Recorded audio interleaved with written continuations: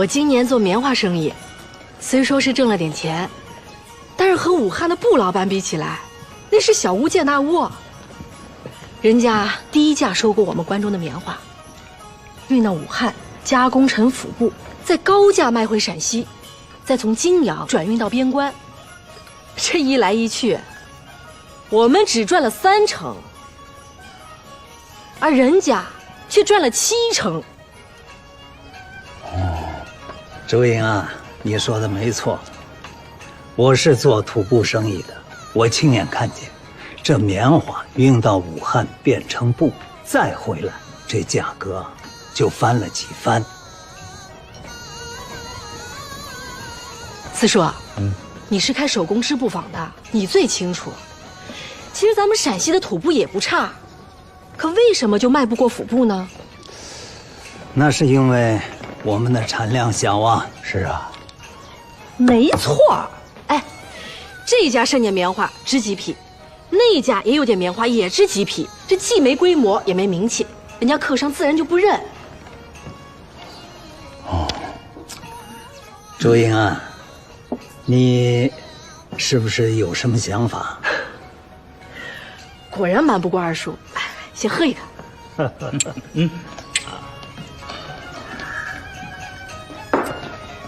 是这样的，确实是有个想法。你看啊，我手上有棉花，四叔，你有手工织布坊，二叔你有布庄，其实我们3家可以合伙成立一个无事布业。哎，我的棉花直接送到四叔的手工织布坊，织成布之后再送到二叔的布庄去卖。我算过一个账，如果我们3家合为一体，自产自销，我们1年能产6万匹布，不仅收入比现在提高2倍不止，而且有了规模就有了名气。等我们再把陕西土布的名气做出来，还可以去挤占府布的市场，那利润就更可观了。2位叔叔，你们觉得我这提议怎么样？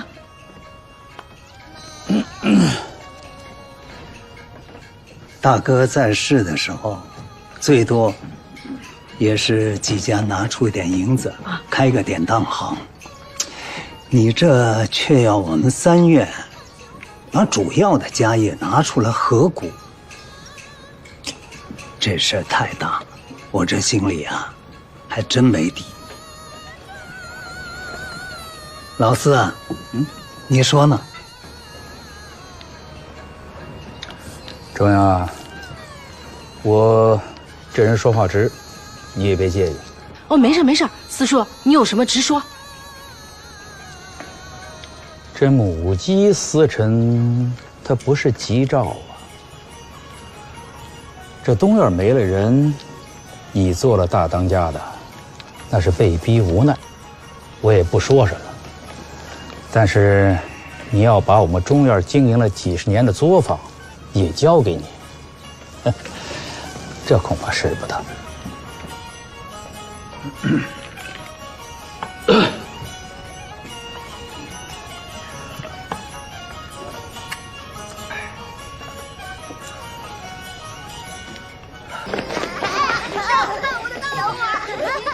快回来！你这舞刀弄剑，你好好唱戏。来，回去了。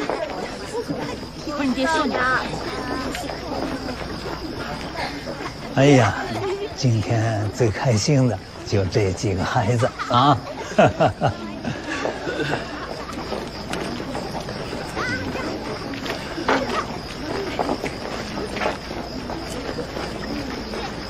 啊，我们到了，告辞了。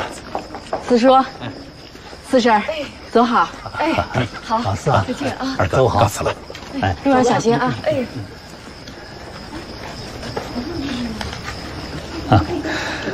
周英啊，今天的戏喜欢吗？喜欢。我觉得挺有意思。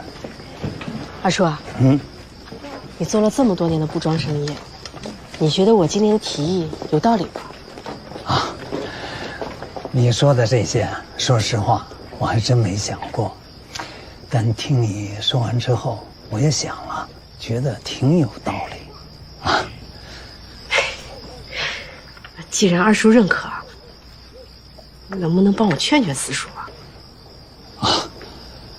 老四这个人啊，比谁都犟。大哥在的时候还能劝他2句，我觉得我没这个本事。那如果四叔一定不加入，就我们2家，你干吗？周英啊，大哥走了之后，这东院就靠你一个人撑着，起色也不错。昨天我跟你二婶还说呢，你呀，的确是个有才干的人，这东院只怕还会往上走啊。谢谢二叔认可啊。但你的才干究竟能走到哪儿，我这心里也没底。这样吧，如果你能说服老四，那我就跟你合股成立50部业。如果中院不参加，那我们西院也不加入。你看这样行吗？行。你刚才就不应该那么快拒绝周玲。怎么了？你看看刚才人家给那娃几个赏钱，一出手就是100两，比大哥当年可阔气多了。有钱又怎么了？啊？你想啊，这么短的时间，人家就挣了大钱了，这说明啥呀？说明人家有本事。咱要和人家一起干，咱说不定也能挣上大钱呢。你呀，头发长见识短。哎，你瞅瞅，这咋叫头发长见识短呢？当啷啷啷啷啷，里个儿楞个儿楞。驸马讲话无道理，听我把话说来理。自古皇家有纲纪，哪有为君拜臣的？休怪你气，取笑你半死母牛放马里。好恼，马声招议太无礼。爹，什么事儿？有件事情非得要你出马。老将吃马，你给我定了俩。扛谁？哎，什么事儿啊？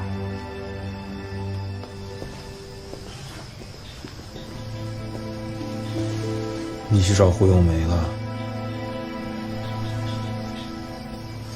我给她送点东西。你为什么不带我？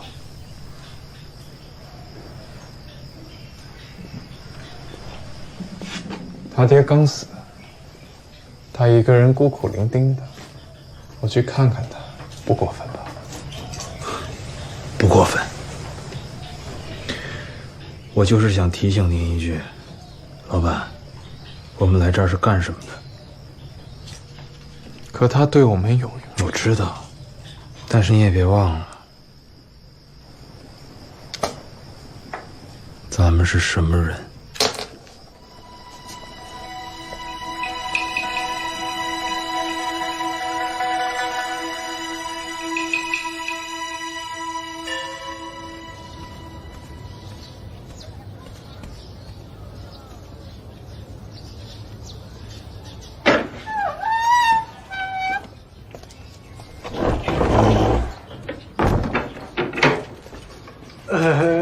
无量寿府，请问北极宫怎么走啊？北极宫啊，从这儿往南3里。哦，这边。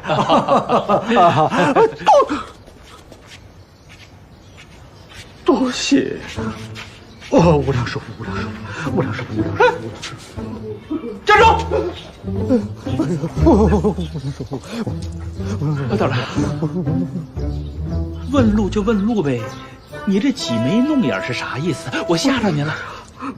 不是，对不住啊！恕贫道修炼不够，对不住。大长，你到底想说啥呀？我这不能说。不行，道长，今天你必须说，你必须说啊！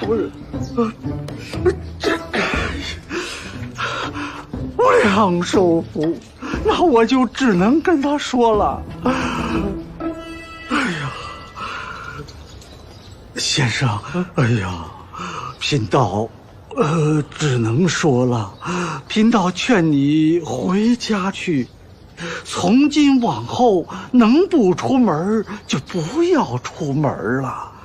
为啥呀？天机可知不可泄，恕贫道不能再多说一句了。哎呀，无量寿佛，哎呦，无量寿佛，无量寿佛。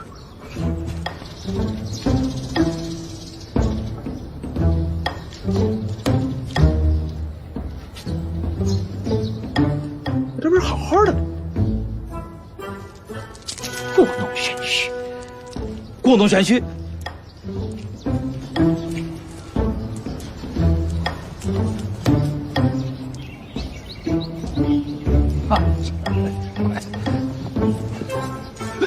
哎呀！哎！哎！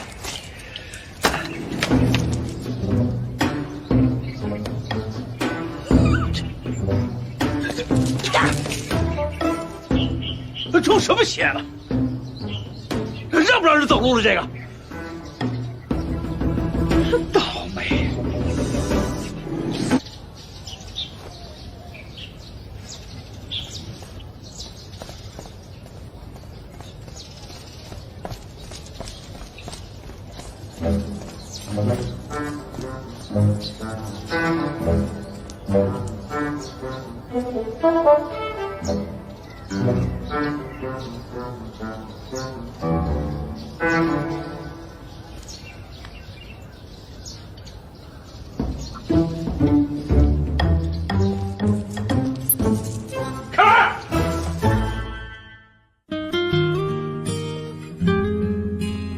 现在离第3寸的地方，拦上一根鱼线，他走过来一绊，哎，就是个狗吃屎。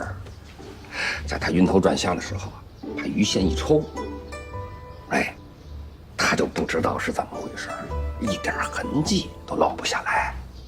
他得起来呀，腿脚不利索，他得扶墙吧。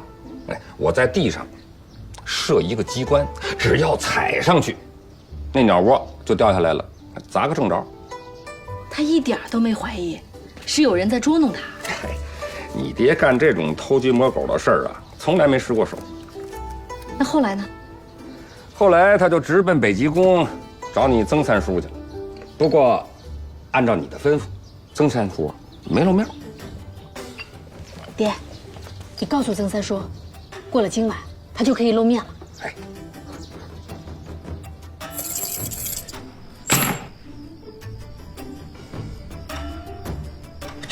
不信儿了，这个。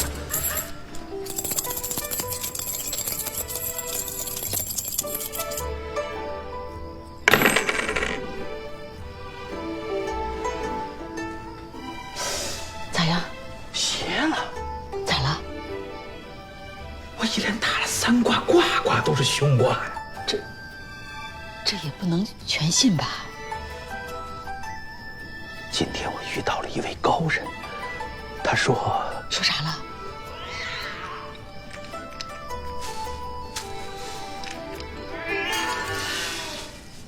快去看！哪儿来人叫声啊？这是！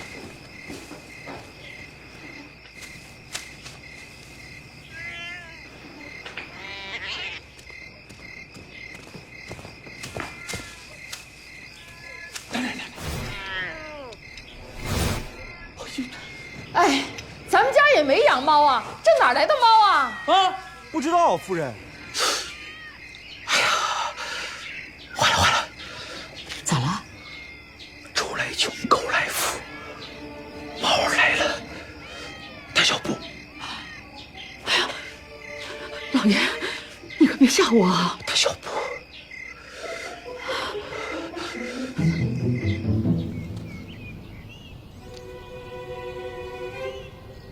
常是人间笑哈哈，周游四海，你为啥？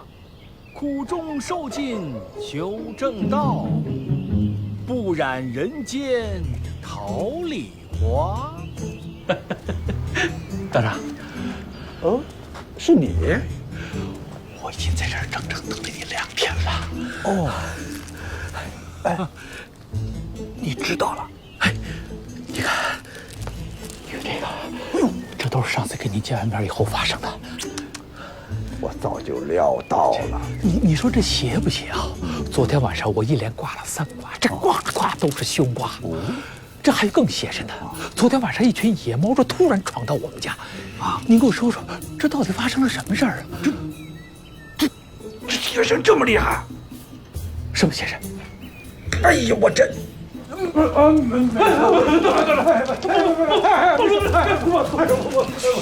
招了什么邪神啊？哎呀，道长，你可千万不能这样！哎呀，行了，哎呀，你说我这不是多嘴吗？自找麻烦，哪是麻烦呐？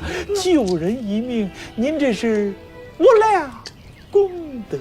无量寿福。来，这边。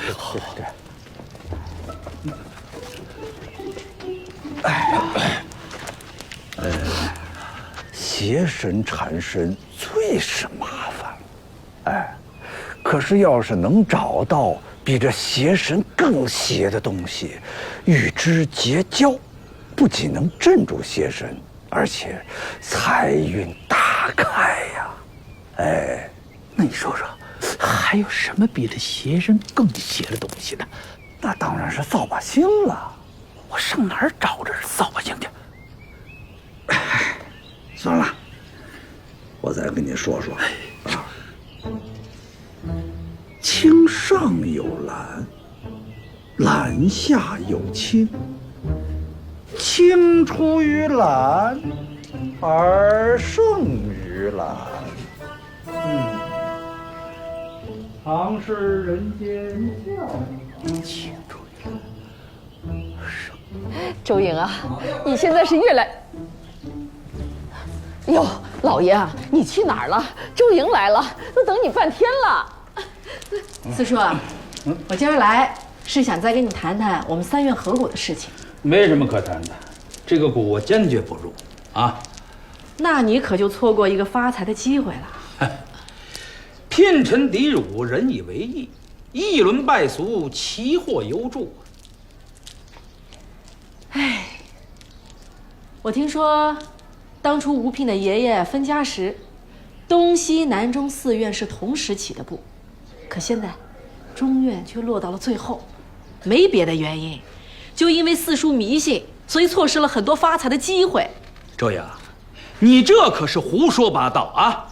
我们东院推倒重来，这日子都比你们中院松快，真是可怜四婶儿，跟了你过了一辈子，你看看她现在穿的，怎么了？她穿怎么了？如果当初大哥听我的话，把你这个扫把星赶出东院，东院也不会被重新推倒。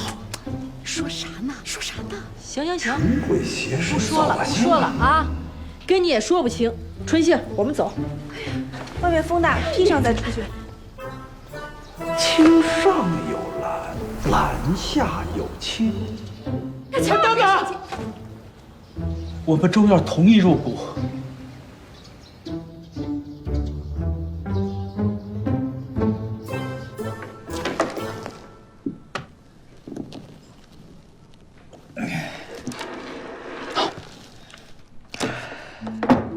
周莹啊，从今天起，这11堂大印就归你掌管。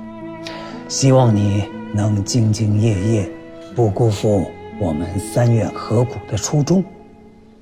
拿着。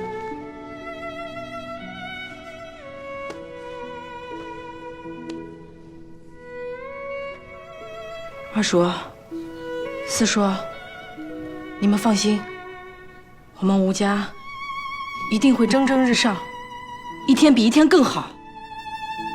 好，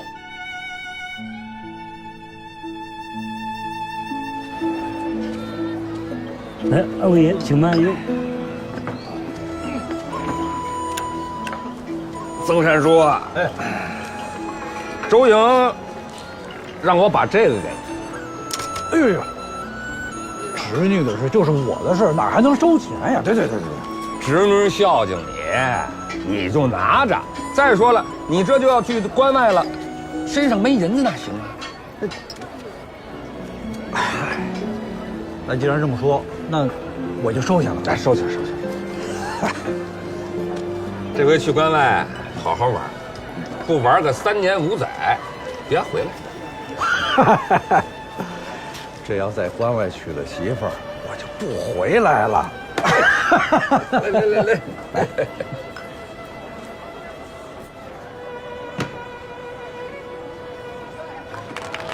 好，太好了！来，哎呀，谢谢各位啊！谢谢啊！谢谢各位，里边请，谢谢啊！里边请，谢谢，去看看吧。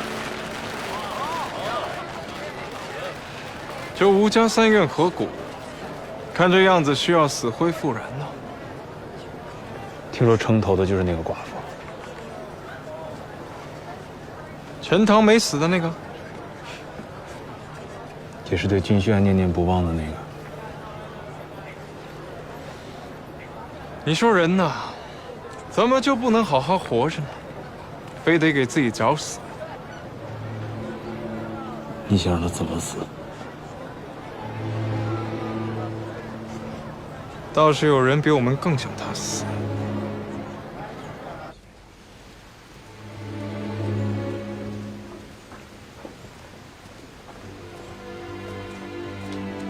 胡小姐，你这是？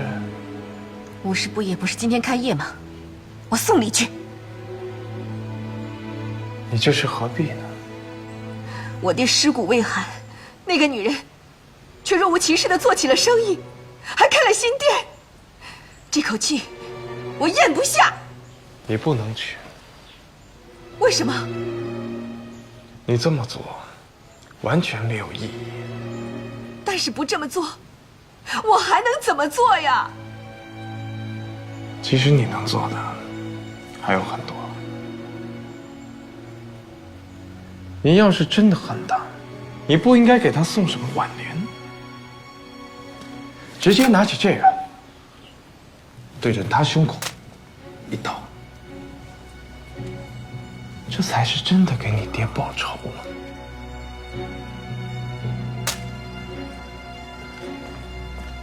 你让开！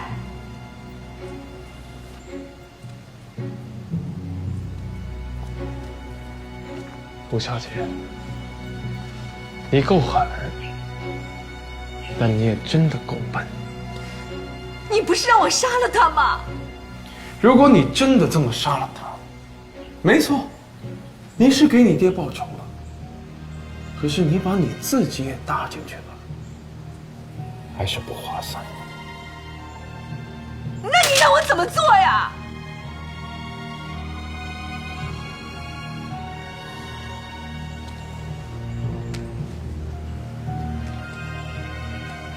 你难道不知道吗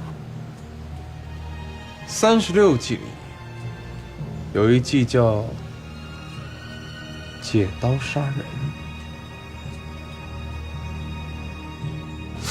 哎，周远，你的意思是说，还要再招30个职工啊？是。明年一开春，科商就要来了，我们必须抢在他们到金阳之前，把所有的货给备足。那还需要2000多两银子呢呀！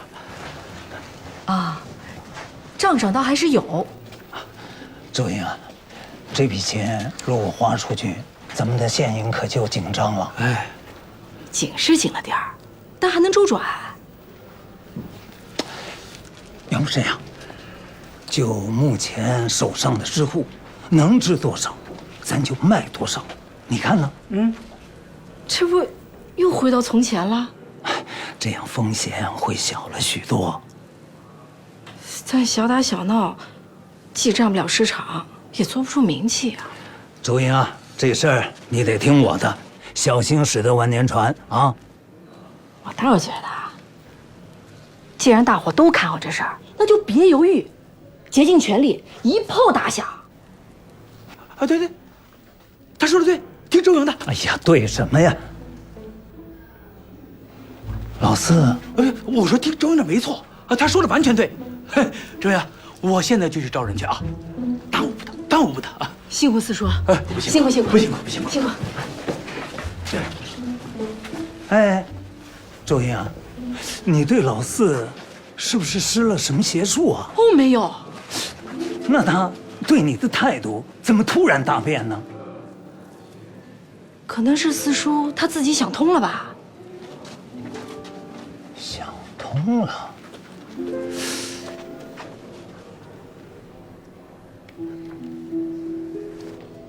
同治18年，寿娃帮绑架了宁强县的陈百万，而陈家交齐了赎金，但陈百万依然被撕了票。还有光绪3年，寿娃帮绑架了三原周家的公子，但最后周公子还是没能活着回家。什么意思啊？人说树大招风，而那寡妇那样折腾，招来土匪，也在情理之中。但是那些土匪不会听我指挥啊。你不需要指挥他们，你只要给他们写一封信，告诉他们哪有肉票，他们自然会去。是的，胡小姐，我有一个朋友专门负责送信。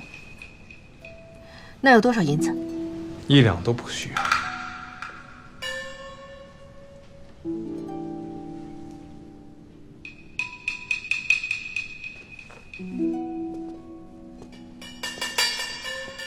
你有什么企图？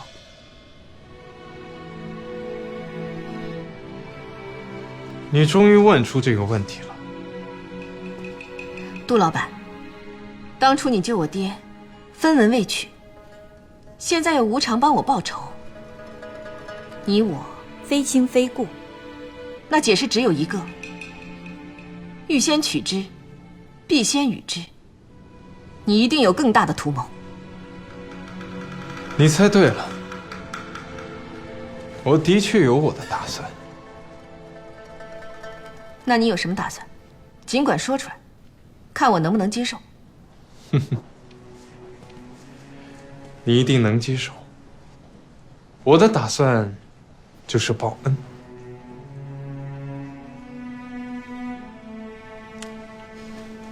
很多年前，有一个小男孩，又饿又冻，走到一户人家面前，再也挪不动脚步。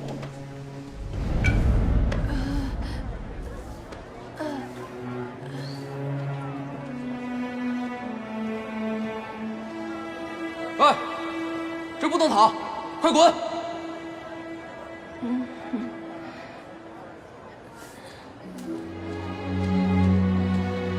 起来！起来！小姐来了。而就在那个男孩等死之时，那户人家的小姐将手里的半个馍送给了那个男孩。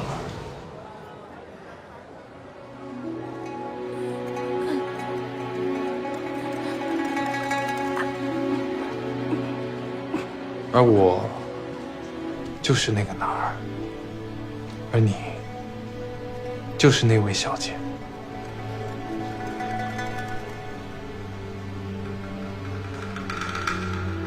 我不记得了。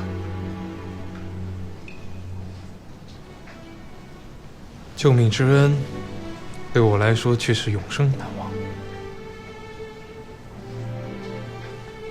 这就是我愿意帮你，但是一文都不取的缘由。那我要怎么做？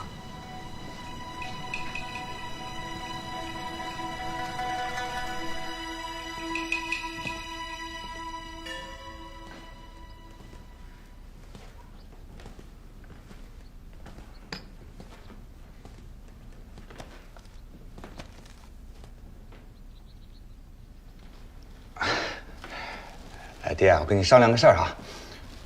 我想去土布庄。哎，你在棉花行里面干得好好的，怎么又想起去土布庄了？棉花行生意太小了，不够我施展拳脚的。我看来看去呢，土布庄最适合我。不行，我还指望你明年在棉花行里给我再赚一笔呢。爹，你放心好了，明年棉花行的生意我全都布置好了。我提前预购了40万斤棉花，跟童老板那边也说过了，就算没有我，一样赚钱。那你想到土布庄里面干什么呀？我现在还不能告诉你，但是我给你保证，一定会给您一个惊喜。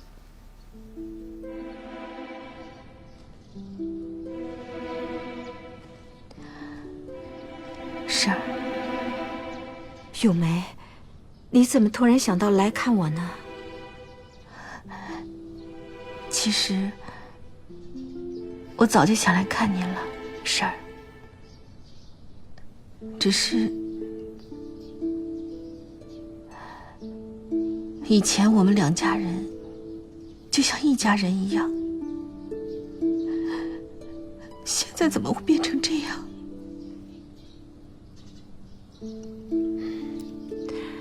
这都是命啊！婶儿，我爹走了，我现在就剩下你一个亲人了。你也是个苦命的孩子。来，坐。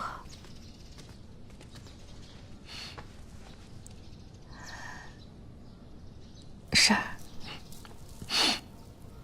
你还好吗？我挺好的，周莹对我也挺孝顺的。啊，咏梅，你爹的事儿，我和周莹心里也很抱歉。我们只想知道到底是怎么回事，我们没想到他竟然会……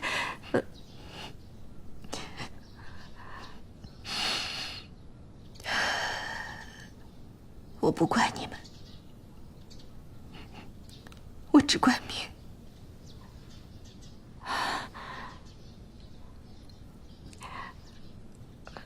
过去的就让它过去吧，你也要好好的过日子啊。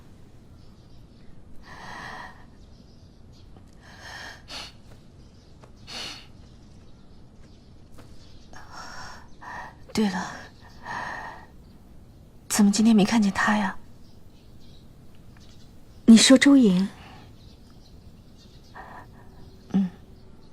啊，他这时候都在中院的土布作坊那边。天天都在那边？是啊，土布作坊说是要扩工，还要扩充，他忙着呢。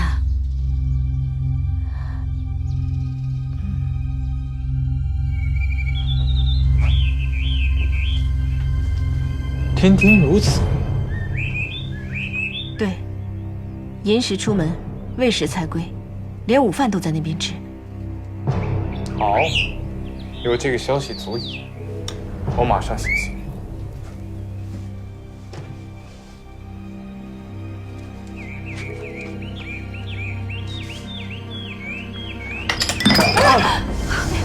还好吧？对不起，老板，对不起。没事没事，差点要挂了。这会你怎么搞的？对不起，对不起，老板。哎呀，真不巧，这一个字都没写，手就烫伤了。这查坤又是个不识字的。没事，我来写。你？你说，我写。啊，好。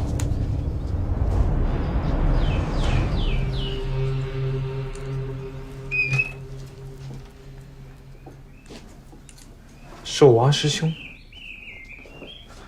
老板，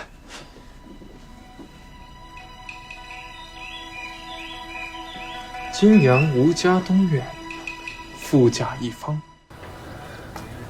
哎呦，少奶奶，春杏儿，你猜猜谁来啦？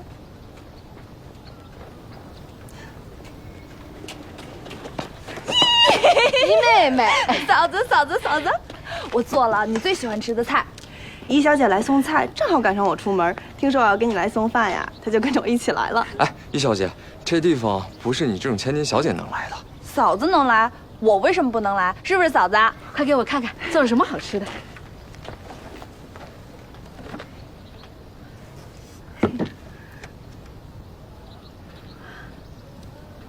是葫芦鸡。你不是说你喜欢吗？啊，我喜欢，也是你吴平哥哥最喜欢的。春熙儿，一会儿切几块鸡，我们去墓地看看少爷，再给少爷泡一杯好茶。好，知道了。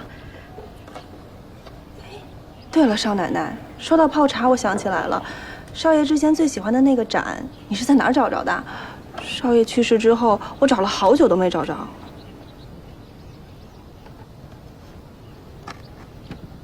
这个盏，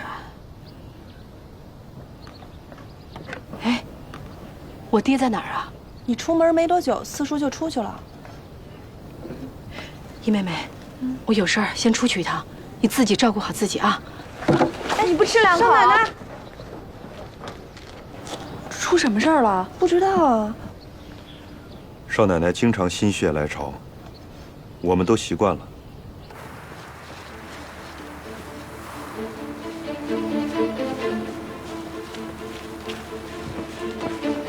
哟，这杯子原来是你偷的，你什么时候偷的？就是吴聘死的那天早上呗。春熙儿，给少爷沏杯茶。少奶奶，我来吧。行。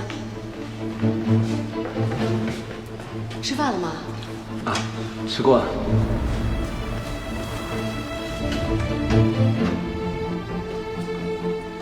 哎，你渴不渴？要不尝一口？我不渴，倒是有点饿了。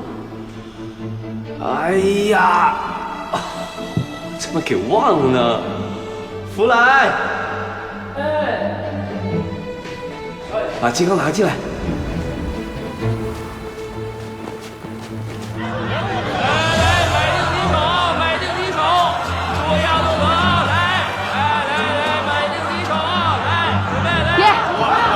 爹，我问你话，帮爹治一把。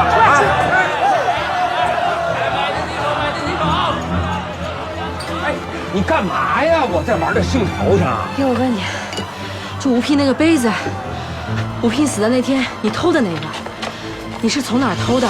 当时是什么情况？爹，玉龙泉送我几个上好的砖茶，我给你带在路上喝吧。好啊，行，那我现在给你去拿去。行，我自己去拿了。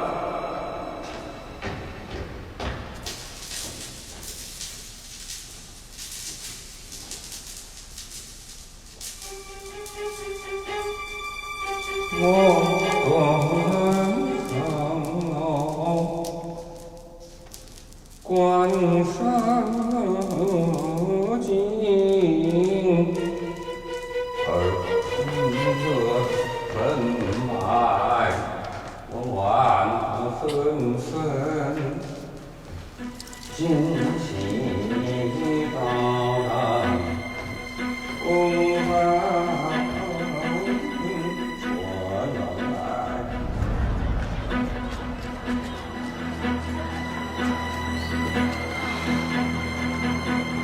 老来沏的那杯茶，吴聘一口都没喝就搁下了，然后茶水让你给倒了，茶杯让你给揣走了。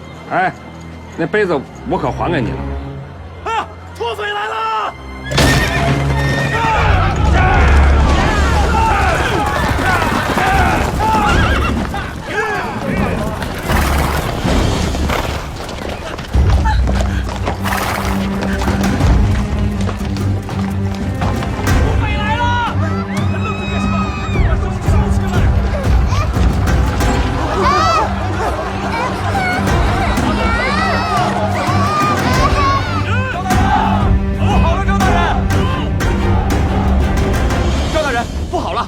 知了？吴家东院的少奶奶被土匪给抢了。哎，怎么回事啊？这是？快跑！土匪来了！泾阳怎么会有土匪？真的，吴家东院的寡妇都被土匪给抢走了。快搬东西！快赶快收东西！好，二少爷！哎，所有人都跟我走！是。集合！哎，大叔，这咋了？土匪来了，大家都在逃命呢。这吴家东院的寡妇都让土匪掳走了，你们怎么还不走啊？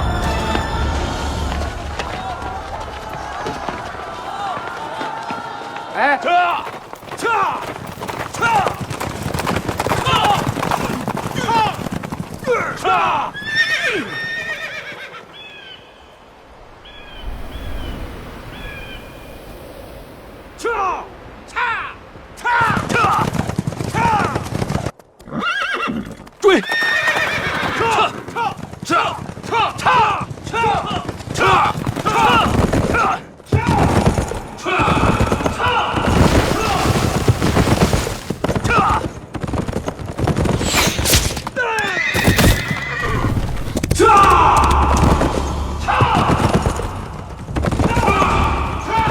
闻命来呀！快跑！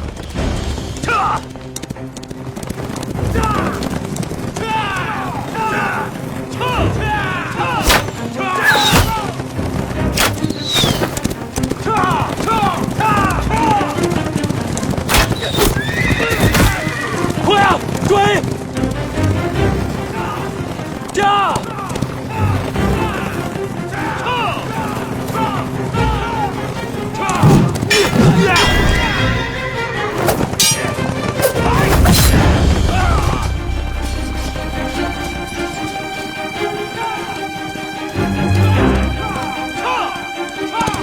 放下夫人！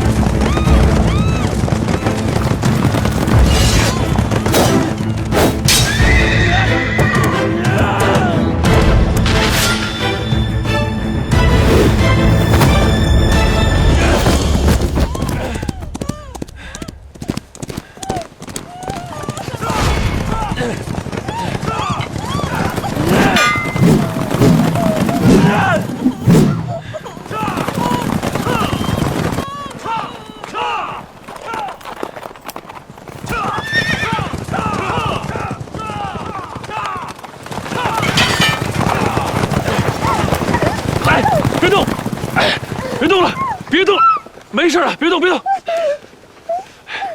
好了，解开了，冷静，是我。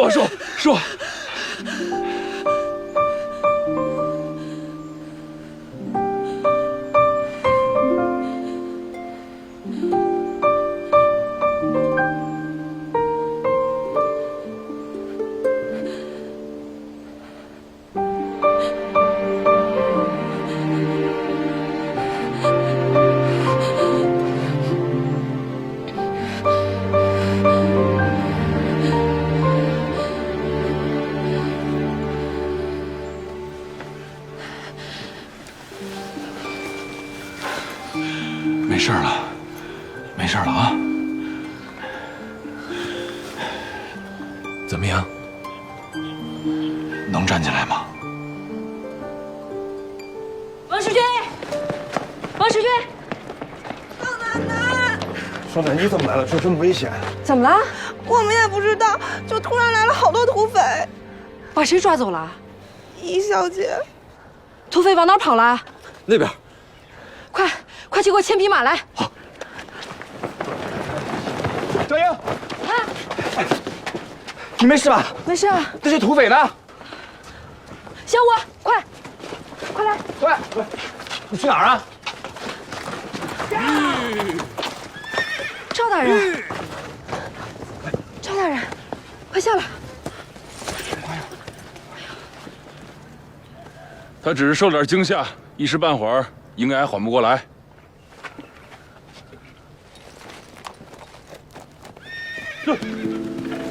姨妹妹，你没事吧？是赵大人救的你。没事就好，没事就好。走，我们去屋里。没事就好。师兄爷，进屋坐。你怎么在这儿？啊？对啊，我怎么在这儿？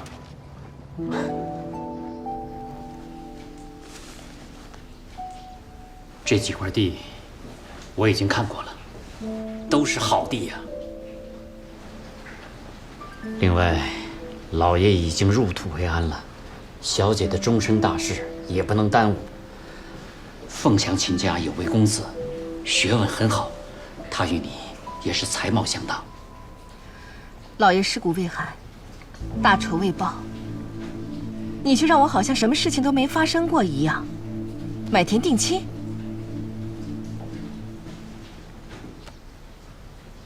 这不都是老爷生前叮嘱过的事吗？替爹报完仇再说吧。小姐，你既不愿意购置田产，又不愿意嫁人，如此坐吃山空，这也不是个办法呀。要不，我们把古月药材行重新开起来吧？还可以重新开吗？只要找到从前江浙湖广的客商，就可以开张。去哪儿找啊？这些客商每年春秋两季都会到泾阳看货下单，找到他们应该不难。而且有位杨金林杨老板，他就是江浙人，现正在泾阳，他还欠咱们700两银子。那就先见见他吧。哎，不好了，不好了！泾阳来土匪了。那他们绑了谁啊？听说是土匪把吴家戏院的吴一给绑走了，赵大人又把吴一给救了回来。吴一？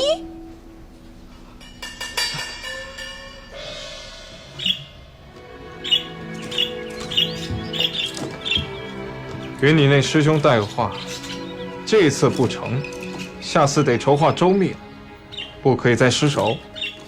不可以再失手，不可以再失手，不可以再失手。是。这次虽然没绑成那寡妇，但是重创了赵白石，我们对贝勒爷也算有个交代。赵白石，赵白石。在你的管辖之下，三手帮竟然来去如无人之境。作为地方长官，你该当何罪？下官难辞其咎。本来上次就该判你一个革职，永不续用。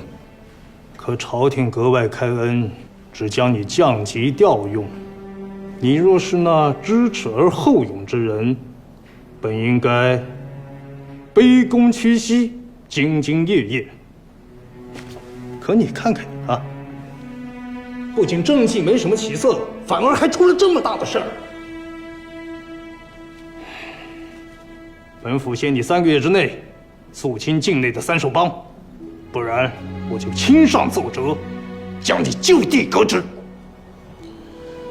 下官领命。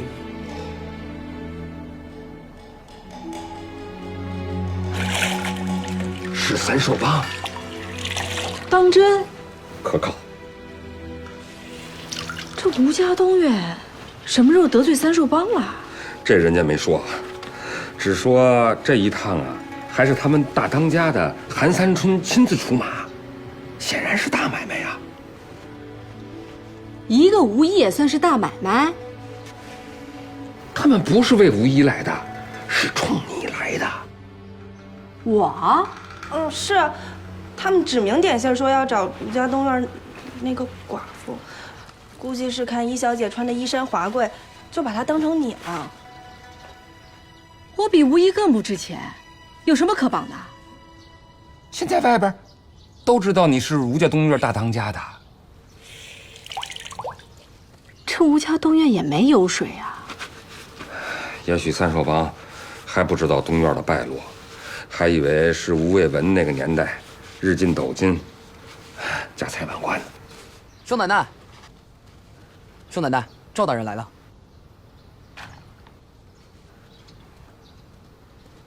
赵大人坐。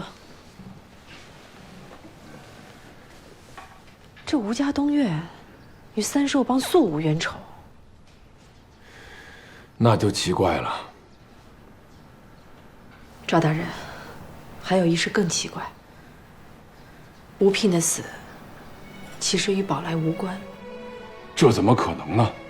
孙永全招供，柳氏指使宝来往吴聘的茶中下的毒。这件事情我也查过，柳氏送给孙永全的酒里面放的毒药，和宝来在吴聘的茶中下的毒药乃是同一种毒药。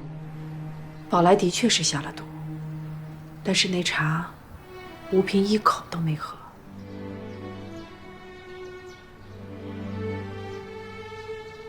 你能确定？是。害死吴聘的不是柳氏，另有其人。那下毒的人会是谁呢？我不知道。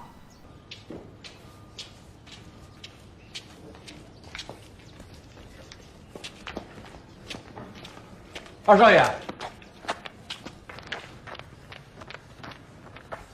二少爷，今天开月会，老爷让你也去听听。我哪有资格参加？老爷说了，从今往后这些会你都得参加，以后沈家所有的生意都得让人知道。我爹决定重用我了。是这意思。以前大少爷在的时候都是这样。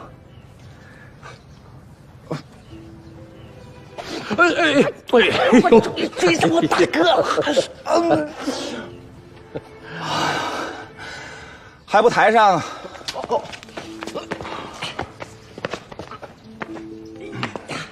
恭喜少爷！少爷，咱们现在的囤货，哎呀，你们俩快回去，回去。不过，供求还算平衡。老爷，茶行的情况就是这样。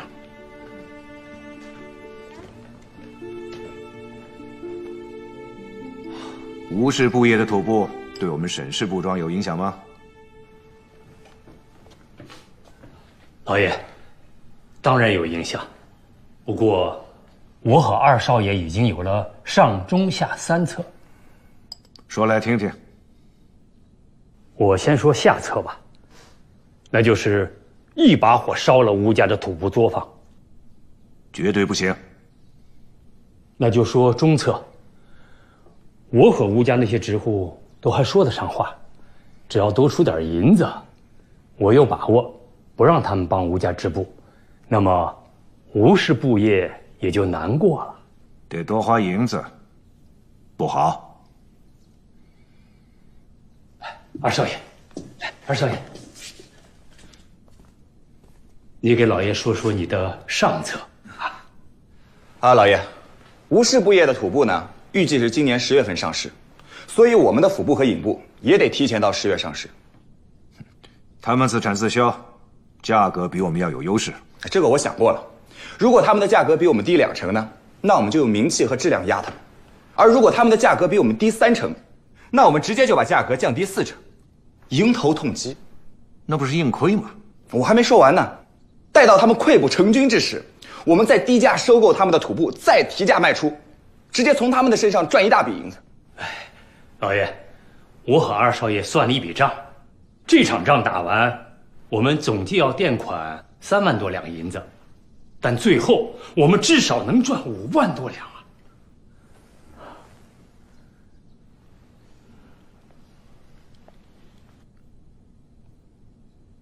真的是虎父无犬子啊！二少爷果然精明能干。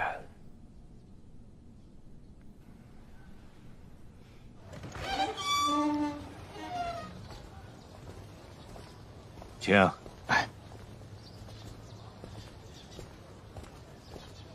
杜老板，这一集的账和红利，回头我让人给你送过去。辛苦了，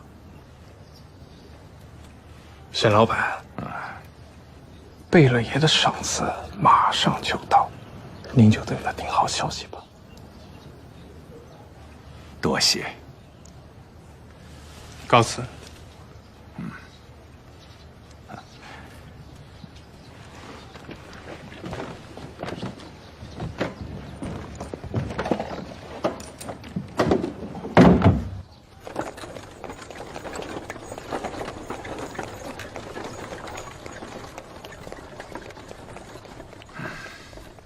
哎，爹。哎，我们开月会啊，他来做什么呀？杜老板现在已经是我们沈家的股东了。啊？什么时候的事儿啊？自从你奶奶得了诰风之后，我们沈家就和龙生河合股，他们占3，我们占7。不是，我们生意做得好好的，我们为什么要跟他们合股啊？我自有我的道理。那我每年的棉花生意是不是也要给他们3成利润啊？没错。凭什么呀，爹？要说那军需订单，那是他们拉来的生意，后面付货也好，交账也好，由他们负责，给他们3成利润，算是情有可原了。但是那棉花生意是我一个人做的，我凭什么给他们分账啊？你一个人做的？那我问问你，没有童敬福，你能挣到这银子？那当然不能了。我再问你，是谁告诉你有童敬夫这么一个皮棉商的？是你呀。不对，是杜老板。你知道为什么这段时间我们沈家的生意是突飞猛进吗？药材、茶叶、马匹、土布、铁器，四面出击。要客商有客商，要渠道有渠道，要货源有货源。知道为什么吗？我不知道。这一切都是杜老板为我们带来的。但是你跟那种为了钱什么都能做出来的人在一起合伙，那不是与虎谋皮吗？但现在杜老板带给我们的利益，却是实实在在的。爹啊，杜明礼玩的那套东西，我们沈家玩不起。静儿，你要做大生意，就得冒风险。我们沈家已经够有钱了，我不懂为什么要那么多银子。你怎么能说出这种话呢？你爹，我们可不可以老老实实的做一点小生意就好了？星儿，你有你的长处，但有一点，你永远比不上月生。什么？你不够贪。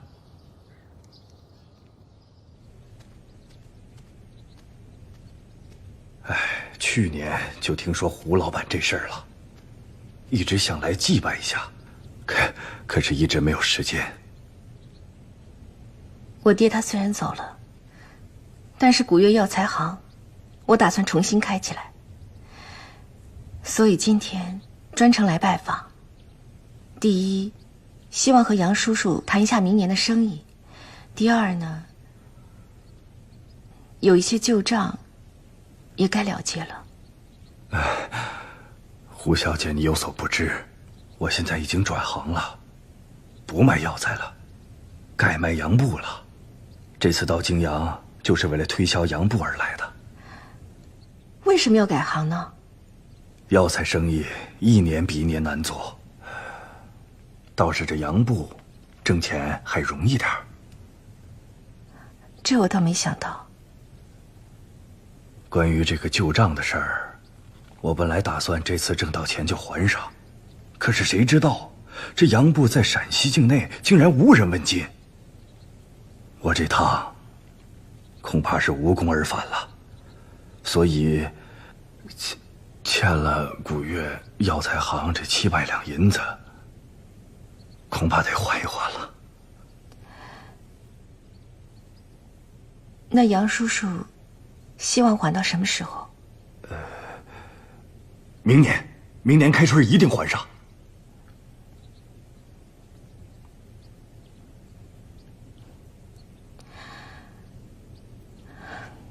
那好吧，时候不早了，告辞了。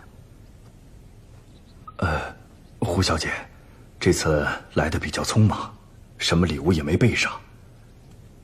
这点样品，我一点小小心意，请你收下。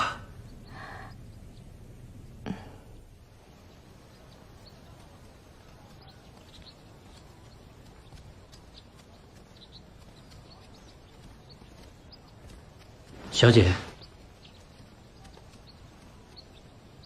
那杨金林不是在寻找陕西客商吗？我看，我们不如与他合作，将药材行改成洋布行。他刚才不是说了吗？这洋布在陕西根本就没有销路。但他说，江浙湖广现在正流行，一般说来，江浙湖广流行的东西，要不了半年，也会在关中风行起来。你看吧，不出半年，这洋布一定会在陕西畅销。就这玩意儿，我看行啊。好。周莹不是在做土布吗？我们就做洋布。邵东家，有人找你。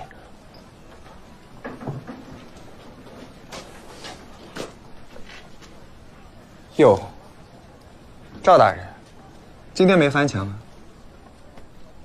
关于吴聘的死，我有几个问题想要问你。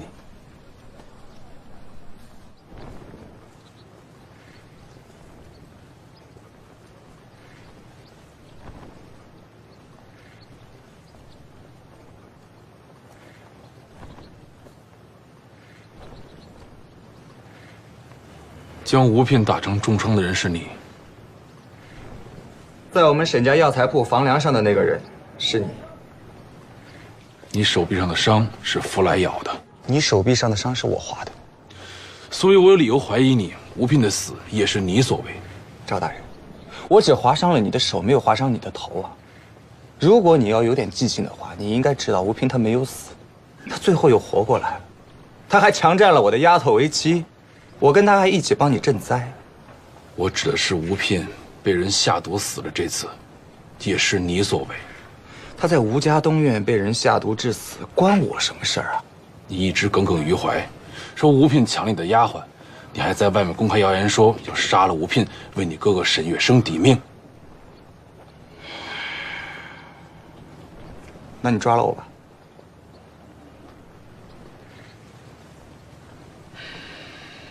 我现在还没有你下毒的证据，但是我相信你会露出破绽，我会抓住你的。哎，赵大人，我知道杀吴聘那个凶手是谁了。谁？就是你呀，赵白石。虽然我现在还没有你下毒的证据，但是你总有一天会露出破绽，我会抓住你的。无中生有。哎，允许你污蔑我，不允许我污蔑你啊！二叔、四叔，哎，你们看看这3块布料，哪一块是府布，哪一块是影布，哪一块是我们自己生产的陕西土布？我看看。啊，这一块纹路细密，府布；这一块色彩艳丽，影布。哈，这个就是我们自己织的陕西土布啊！哎呀，这二哥，亏你还卖了那么多年布呢！我来告诉你吧，影布、府布，这才是我们的土布。拉倒吧！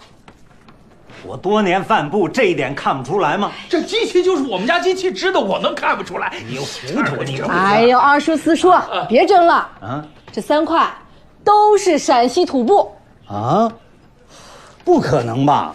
不对吧？这都是我刚从里面的织机上剪下来的。有这么好的品相？啊，这要上市，一定是一抢而空啊！这不愁卖，不愁卖啊！二叔四叔啊，还有高兴的事儿呢。啊，来，你看这颜色啊，颜色鲜艳多了。你看，这品种颜色，这以前都做不出来的。是。啊，这都是细节。对，你看。二叔四叔来看看。啊，来把这个放那边啊。二爷，帮四爷看看这花纹，多漂亮。放这儿行吗？来，行。是啊，以前就没这花纹。还有吗？对呀。啊，有。哎吧？是，这不织出来不愁卖是吧？哎，二叔。哎，二爷，你卖1块府布，能挣多少钱？哎呀，最多也就1000吧。但如果你卖1块我们自己生产的陕西土布，能挣5000。5000呢？按这个收入，那今年能挣2万多两。明年我们再多上5倍的织机，所有收来的棉花不再转手，全部自产自销。那我们的收入就是10万两银子。10万两，这就这。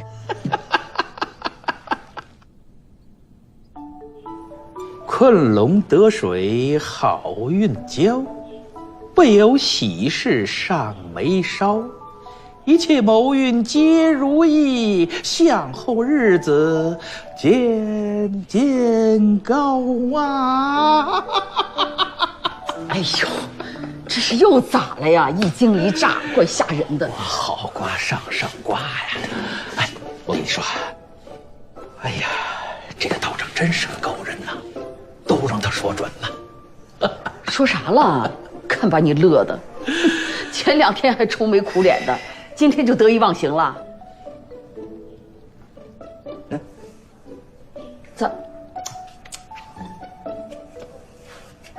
咋了？这套裙子穿了有10几年了吧？啊，明天做套新的，不，做2套，用最好的江南丝绸做2套。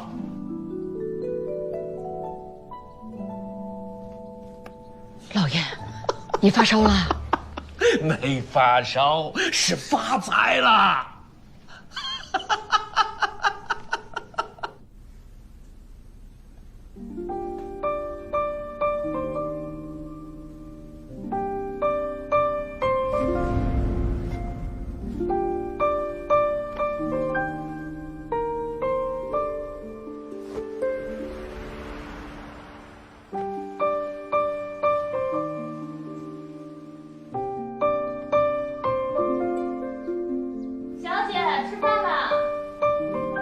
来啦！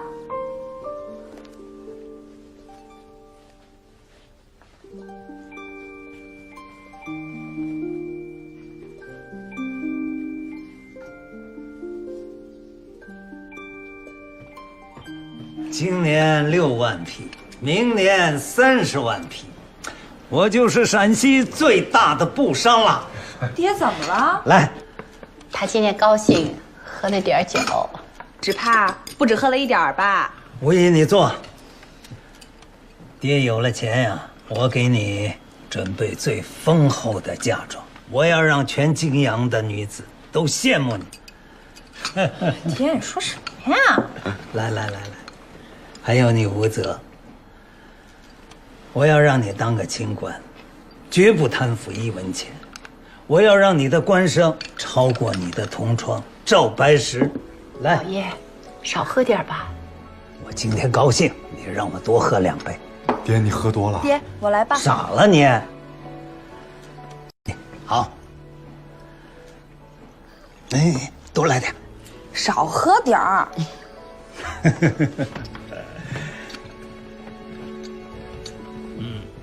大哥，原来你认识赵大人？吃饭的哪里是下对啊，我们认识很多年了。我就说他是下酒的，怎么了？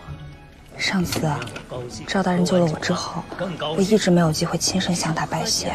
喝多了，大哥，你能不能？可以。下次他来找我喝酒，我就找人通知你。谢谢大哥。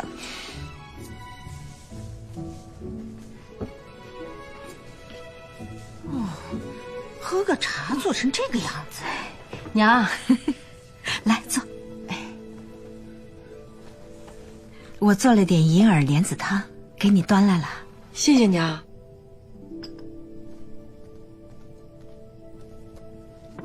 这是什么呀？啊，我正在预估我们东院今年的收益。啊，娘，你看，这是我们东院今年卖棉花的收入，这是今年无事布业我们东院的分红。哇，这么多啊！这不算什么，等今年挣了钱再投入，等到明年，我们的收入就是这个数。哇，那我们东院就算彻底翻身了。不过这一切都得把现在生产的土布卖出去才能实现。能卖得出去吗？那些卖腹部、影部的老字号，肯定不会甘心被我们几站客商，说不定还有一番恶斗呢。不过我已经有了对策，而且我相信，以我们的质地和价格啊，绝对不会输。那我们就不用再提心吊胆的过日子啦。娘，这说起来，还都是你那2000两银子起的头呢。那一次还让你挨了板子呢。哎呦，我也该挨，那事儿的确是太不应该了。没落下什么伤痛吧？你看，没事了，坐下坐下。我知道，你要说我没规矩了。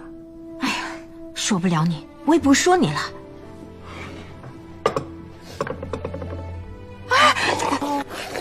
哎，哪有女人这么喝东西的？娘，你不说我了吗？言而无信。来，用这个。娘，给你倒一碗，我们一人一半。我帮你盛了呢。来喝，我就拿这个喝，我就拿这个。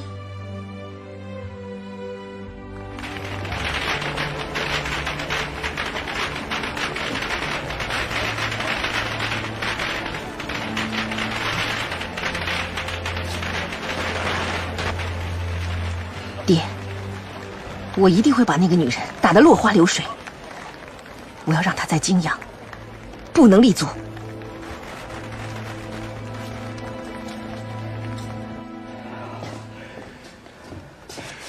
我做了几十年的布生意，从来没有遇到这种情形啊！乌海的齐家呢？连面都不露。兰州的那几个客商呢？海东的老唐呢？海东老唐只拿了10匹。10匹？但往年他都是几百的拿。哎呀，就这10匹也是我求了又求，老唐情面上过意不去才拿的。今年我们囤了多少？10万匹。这1个月都过去了，只卖了3匹布。就算这沈心怡不惜一切代价的遏制我们，那也不至于1个月只卖3匹啊。禀少奶奶，那些客商也没买沈家的腹部和影部。那是为什么呀？1个月前，泾阳开了家洋布庄，我们的客商啊，几乎全部投了洋布庄。都在防着吴家。谁知道最后冒出来个胡家？是啊，都是胡家的洋布庄惹的，都没卖出去。那我投了钱怎么办呢？老四，我们2院投的也不少，二哥，我跟你不一样。你干嘛？啥时候放的吧？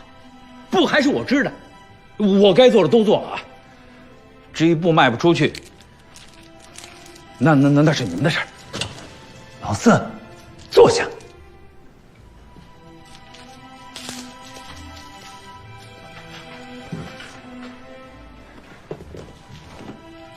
我这不正在想办法吗？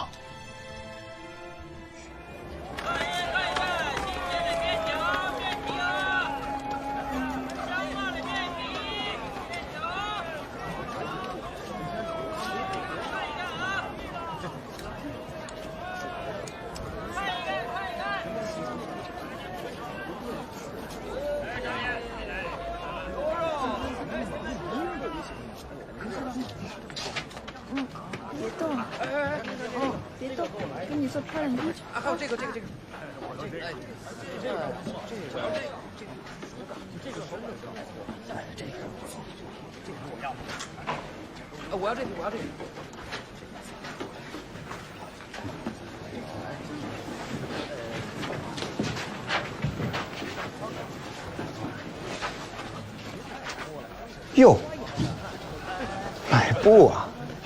看上哪匹了？我送你。我自己买得起，干嘛要你送？我差点忘了啊，你去年从我那挣了1万多两银子。你搞错了吧？是我帮你赚了2万多两银子。喂，选这匹啊，够硬，符合你的脾气啊。嘿，巧了，我也帮你选了匹，这个啊够厚，正配你的脸皮。哎呦，胡小姐，我是雇员的，今天无论如何您得给我500匹。胡小姐，我要500匹，我要1000匹，我是雇员的，我要1000匹，我要100匹。各位，听我说啊，你们要的货我们都满足啊，只是人太多了，我们的人手不够啊，麻烦大家再等等啊，再等等。好，掌柜的，带我上。派头真大，生意真好。我们沈家生意最好的时候，也没到这种地步。羡慕呀！我也看出来了，你根本不是来买布的，你是来找答案。我要500匹啊！哎，好嘞，记上了。你也正在发愁今年的徒步怎么卖吧4万多两银子的货啊！你呢？比你少点。看现在这个情形，今年是亏定了。你们沈家亏几万两，那是9牛1毛。我要是亏了，那就全完了。亏完了正好啊！我们现在沈家正缺一个端茶倒水的丫鬟。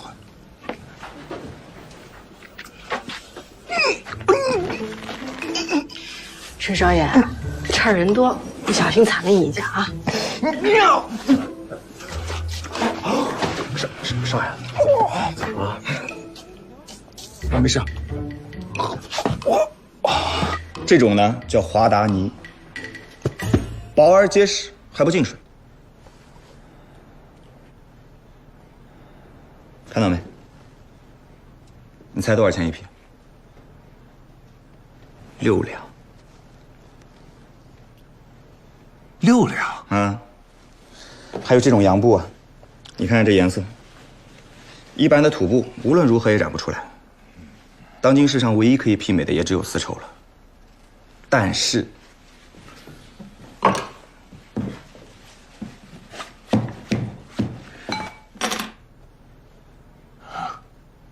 丝绸经得起这么折腾吗？外面市面上的丝绸最少也得20两银子一匹，但是这种洋布只要4两。那不是比土布还便宜？是啊，以前的洋布呢，既不结实，价格又居高不下，根本就不会有人买。所以古越洋布庄刚出来的时候，谁也没有注意到，谁知道这种洋布跟以前的完全不同啊，打了我们一个措手不及。得想办法遏制一下古越洋布庄。遏制不了的，爹，我现在有种预感啊，等到这种洋布一旦面世以后，将来不会再有人买我们的土布了。我们必须要当机立断。我建议以2钱一匹，把我们囤积的10万匹土布全部沽清，然后我们也转做洋布。那我们可就要净亏2万多两银子。你现在不这么做，等再过些日子，国岳洋布庄占领了所有市场之后，到时候我们一匹土布都卖不出去，到时候我们就净亏4万多两了。2万多两，不行，亏太多了。爹，事不宜迟啊！现在摆在我们面前的就一点点机会了。你让我想想另外的办法。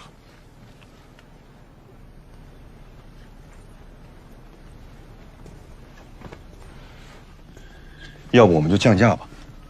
去年的土布，每匹怎么也要6两，我们降一半，我就不相信他们不要。我算过了，就算是每匹卖3两，我们也有得赚。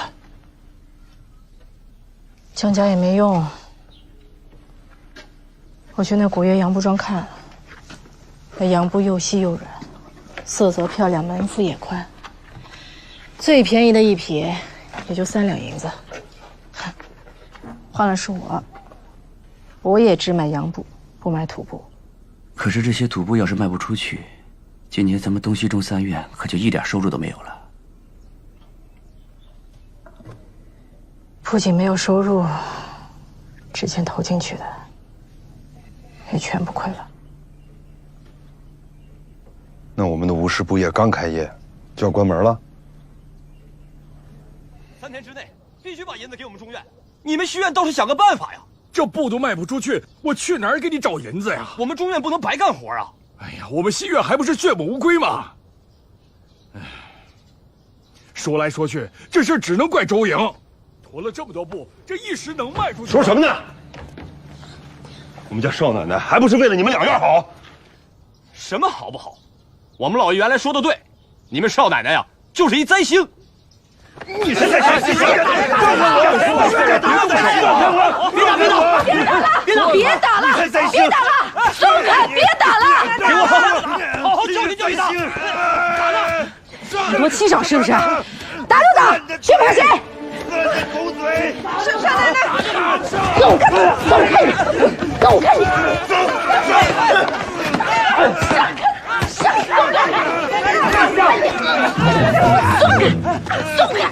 松开！金东，闪开！住手！闪开！住手！什么情况？谁打的？谁打的？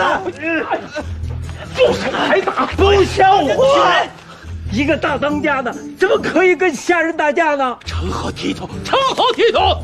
这段时间布卖不出去，大家心里都有这团火，打架也好，叫他散心了。还散心？卖不出去，那你想办法呀！打架能打出去吗？不像我。老爷，我们去看先生。周莹，你不仅不劝架，反而参与打架，你这个大当家的是怎么当的？走。跟了我这么久，一点眼力都没有。这要打架也不能在中院的地盘上打。今天要不是2叔4叔来了，这亏我们就吃定了。谁让他们骂你的？骂你就该打。对，该打。我们自己做棉花生意，那是稳稳当当赚钱，还不是为了拉他们一把才弄了一个吴氏布业。可他们倒好，一帮子势利东西，刚有点问题，哎，这翻脸比翻书还快。哎，你们这是怎么了？怎么打成这样？大家为什么不叫我？你早干嘛去了？行了，别说了，这事都已经过去了，还想想办法，怎么能把土布卖出去？打成这样了，还帮他们卖土布啊？谁让我是吴家的大当家呢？